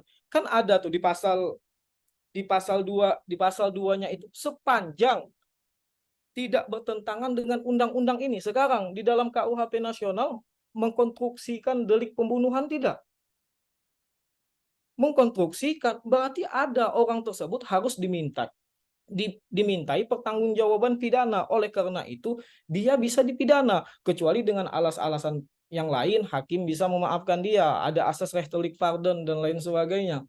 Nah, jadi jangan semata-mata karena membunuh di sana itu hanya bisa dibayar sirih. Kita tahu fungsi hukum pidana itu yang pertama apa? Melindungi kepentingan individu. Jadi jangan hanya dilihat individunya saja, tapi dilihat kepentingan umum, kepentingan masyarakat. Terima nggak masyarakatnya orang itu dibunuh? Saya kira tidak ada masyarakat yang menerima apabila terjadi pembunuhan di tempat itu, kecuali pembunuhan itu dilakukan mungkin karena bukan kesengajaan, pembelaan diri, overmatch, dan lain sebagainya. Tapi kalau pembunuhan itu disengaja, siapa yang terima? Apakah hukum yang hidup itu bisa menghapuskan? Bisa dijadikan alasan rechtvaardigheidsgrond ground? Tidak, masyarakat saja tidak menghendaki itu. Jadi saya kira bukan itu ya, pasal 2 itu harus dibaca redaksionalnya. Nah, jika tidak di breakdown, itu adalah konsekuensi logisnya. Karena ini kita berbicara dalam konteks hukum pidana. Hukum pidana itu kan kita belajar asas aflaujerheid van alle materiële rechtdelijkheid. Sifat perbuatan melawan hukum material. Itu ada di ilmu. Itu ada secara teoritik, konseptual. Tapi itu tidak ada terkejawantah di dalam aturan umum. Kenapa tidak memakai undang-undang yang lain? Karena undang-undang KUHP ini, sistem pemidanaan itu, penal sentencing itu ada di dalam KUHP. Jadi undang-undang yang lain itu, sistem pemidananya itu mengikut ke dalam sistem pemidanaan KUHP karena dia undang-undang induk. Jadi jangan semata-mata undang-undang itu hanya dibaca deliknya saja, konstruksi deliknya, tapi kita tahu bagaimana sistem pemidanannya. Tadi masalah HAM. Saya kira jangan semata-mata kita melihat hukum yang hidup itu tidak ada entitas nilai HAM-nya. Wah, justru nilai HAM itu seimbang antara nilai HAM internasional dengan nasional. Makanya pandangan kita dalam mengkonstruksikan HAM itu bukan HAM yang absolut, tapi hak asasi manusia yang berorientasi pada partikularistik.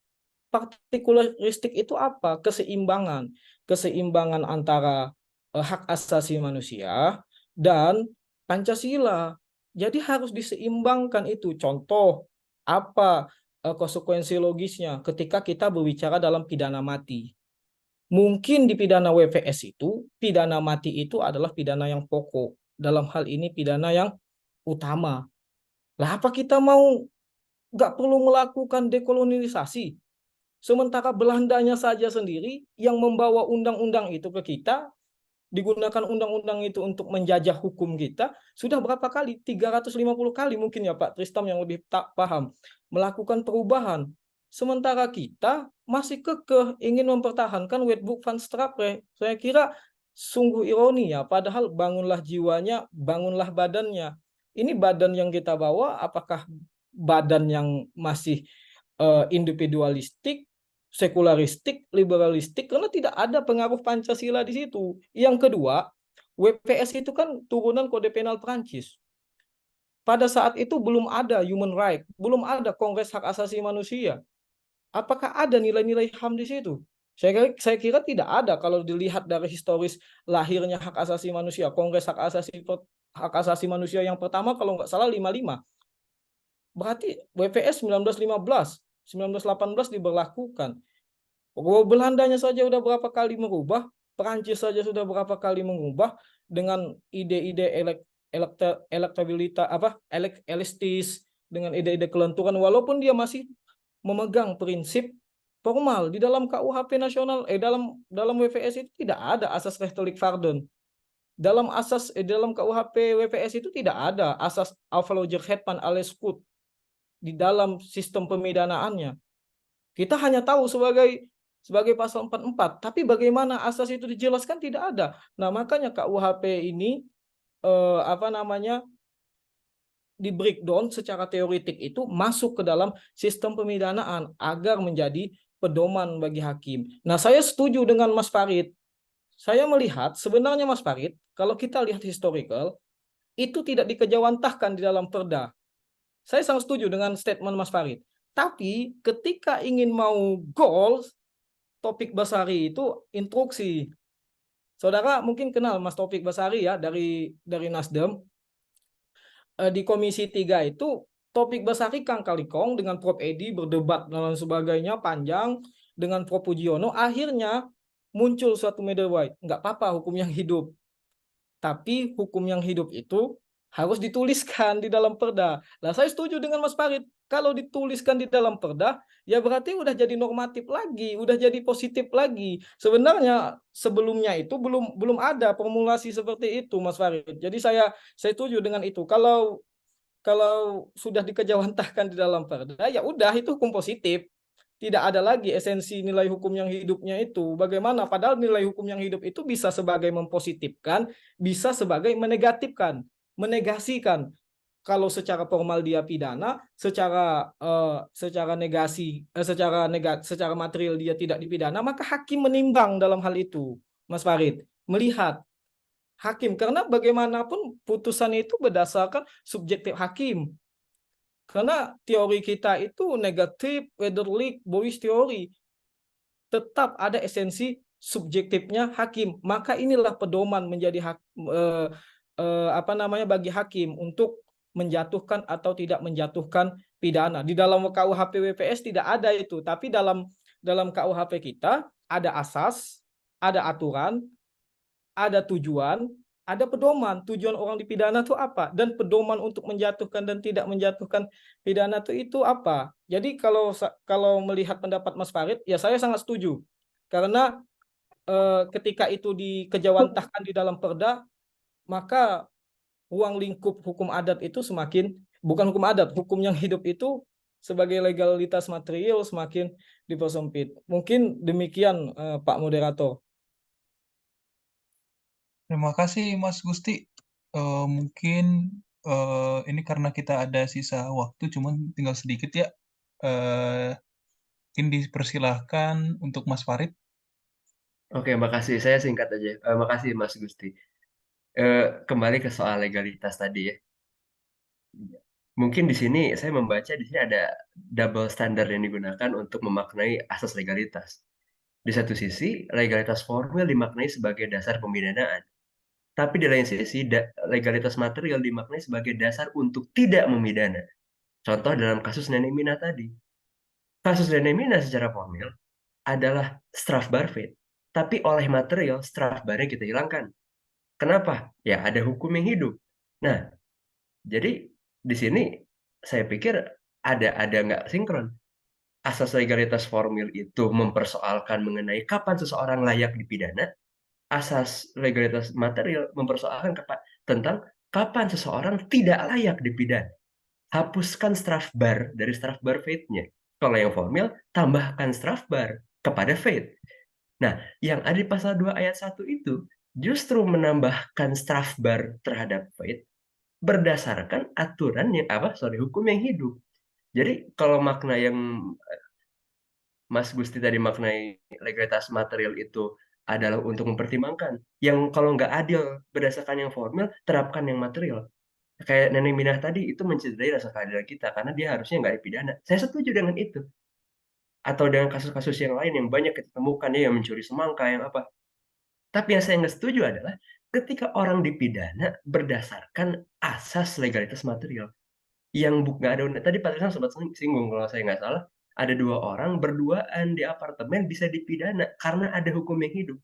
Nah, ini yang bisa menjadi bahaya untuk iklim masyarakat kita saat kita memidana seseorang tanpa ada aturannya. Kalau untuk tidak memidana, saya setuju yang barusan Mas Gusti bilang. Jangan dipidana, walaupun nggak ada aturannya. Walaupun secara formal dia patut dipidana, tapi secara material dia nggak patut dipidana. Kalau itu lebih adil, terapkan yang itu. Saya setuju. Tapi untuk menghukum seseorang tanpa ada dasar formilnya, saya tidak setuju. Mungkin itu. Terima kasih banyak. Baik, terima kasih Mas Farid, Mas Negoro, mungkin singkat aja Mas, ingat waktu. Oh ya, sorry, singkat aja tadi cukup tertarik ya perihal masalah Pancasila ya. Tadi kan bahwa tentang Pancasila. Saya cukup terlitik ya. Karena kalau misalkan kita lihat Pancasila dari sejarahnya saja itu kan dinamis ya. Ya, istilahnya tetap 5, tapi kan cara pemakaiannya beda-beda. Udah lama memaknainya A, udah baru B. Reformasi awal-awal C. Sekarang udah D lagi, tergantung pemimpinnya. Jadi ya, makna Pancasila seperti apa kan yang ingin dijadikan standar ya. Atau mungkin universal ya. Berarti kan harus ada siapa patokan ahlinya ya, mungkin Muhammad Yamin kah, Soekarno kah. Jadi untuk bisa menjelaskan bahwa ini tidak sesuai dengan Pancasila ya, maka Pancasila versi yang mana?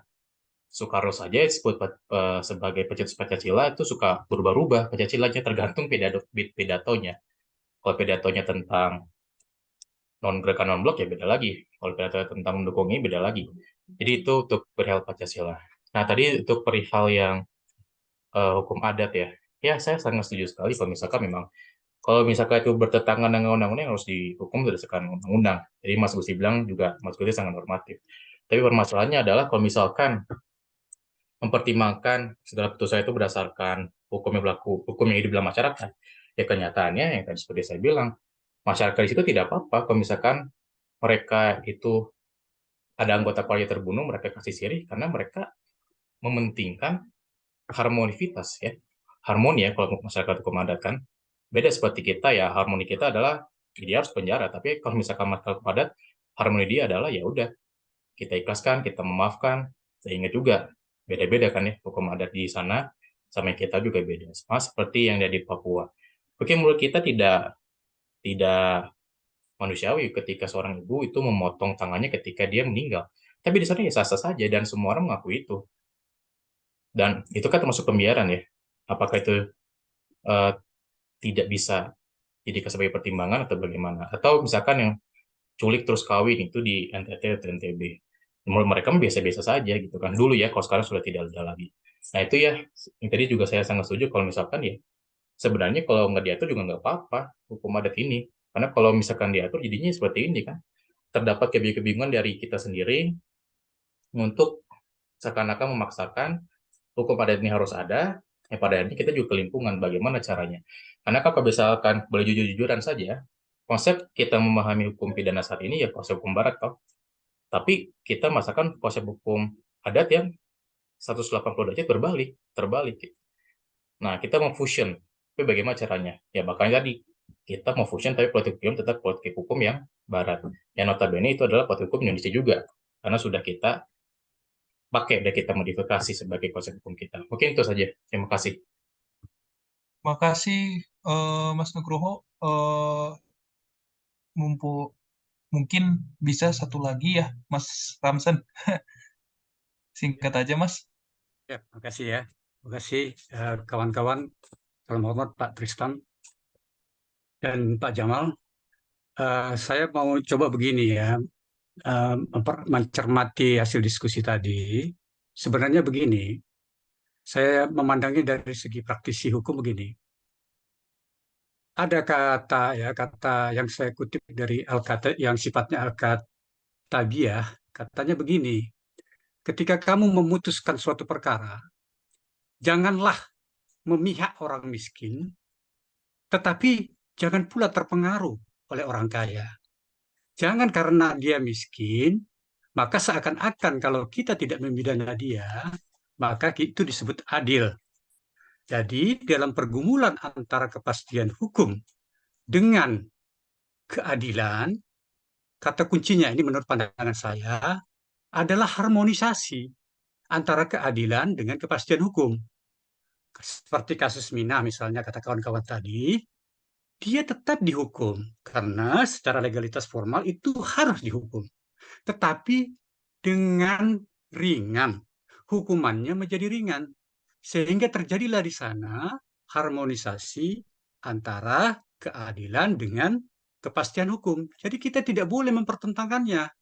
Sehingga semua yang kita lakukan, termasuk dalam pemutusan perkara, kita dikatakan tidak berbuat curang dari pengadilan. Karena belum tentu orang yang miskin itu tidak pernah salah. Tapi si kaya selalu salah ketika terjadi perkara. Itu poin pertama. Lalu yang poin kedua sebenarnya terkait hukum yang hidup dalam masyarakat. Ada PR yang harus kita lakukan. Apa? Yang pertama, siapa yang melakukan hukum yang hidup itu? Harus ditentukan indikatornya. Yang kedua, wilayahnya batasnya mana? Apakah wilayah hukum yang hidup itu hanya dalam batas kecamatan, kabupaten, atau pulau? Ini harus ditentukan batasannya. Lalu yang ketiga, kita harus menetapkan siapa yang mereferensi, tokoh-tokoh adat apa, tokoh-tokoh masyarakat yang mengatakan itu adalah hukum yang hidup, harus ditentukan siapa tokoh-tokohnya yang bisa mereferensi bahwa hukum itu adalah benar hukum yang hidup. Nah, kira-kira pendapat saya demikian. Saya kembalikan kepada moderator. Terima kasih. Terima kasih, Mas Ramsen. Mungkin karena kita kehabisan waktu, kita akhiri diskusi kita kali ini. Memang kalau boleh saya simpulkan, ini diskusi kita ini sangat sangat bagus, sangat panas karena mungkin terhadap diberlakukannya hukum yang hidup di masyarakat, dimasukkannya ke dalam sistem pidana kita ini, itu mengundang debat antara konsep legalitas formil melawan legalitas material ya. Yang formil itu lebih mengutamakan kepastian, yang material lebih mengutamakan keadilan begitu. Mungkin sebagaimana yang disebutkan oleh Mas Ramsen tadi, terakhir intinya adalah harmonisasi di antara keduanya mungkin. Mungkin Mas Nabil untuk closing statement. Baik, terima kasih Mas Jonathan atas waktunya. Baik, Bapak Ibu, rekan-rekan sekalian, terima kasih atas kesempatannya saya ucapkan kepada rekan KMFH Unpar, terutama Pak Tristan, Pak Farid, Mas Jonathan, Mas Timothy, atas kesempatannya saya izin bergabung ke dalam KMFH Unpar. Bapak Ibu dan rekan-rekan sekalian, sekiranya itu saja yang bisa dapat saya sampaikan. Kurang lebihnya saya mohon maaf. Wabillahi taufiq wal hidayah. Wassalamualaikum warahmatullahi wabarakatuh. Terima kasih Mas Nabil. Ya, kalau begitu saya undur diri. Mungkin dikembalikan kepada MC Mas Timothy. Baik, terima kasih kepada Bapak Ibu, kepada Pak Mas Nabil, Mas Jonathan yang telah menjadi penyaji dan moderator pada malam hari ini. Terima kasih juga atas diskusi yang telah dilakukan. Sebelum penutup, saya akan menyerahkan kepada rekan Farid untuk menyampaikan pengumuman. Ya, terima kasih. Pengumuman sedikit untuk mulai tanggal 10 November, ya Jumat depan, sampai tanggal 8 Desember 2023, itu kita akan berdiskusi mengenai buku Brian Tamanaha berjudul On the Rule of Law, History, Politics, Theory. Bukunya dalam bentuk elektronik bisa di-download di tautan yang sudah saya share di kolom chat dan di grup. Untuk pembahasan buku ini kita sudah ada 3 pemateri, masih kurang 2 lagi. Barangkali Bapak, Ibu, atau teman-teman ada yang berminat bisa hubungi saya atau Mas Theo atau Mas Timothy. Mudah-mudahan Bapak, Ibu, dan teman-teman sekalian bisa hadir di pekan depan dan seterusnya. Terima kasih banyak, Mas Timothy. Saya kembalikan. Baik, terima kasih Mas Farid. Baik, rekan-rekan semua, kita dapat mengakhiri pertemuan malam hari ini. Selamat beristirahat, selamat malam minggu. Selamat malam semua. Selamat malam semua. Selamat malam semua. Terima kasih.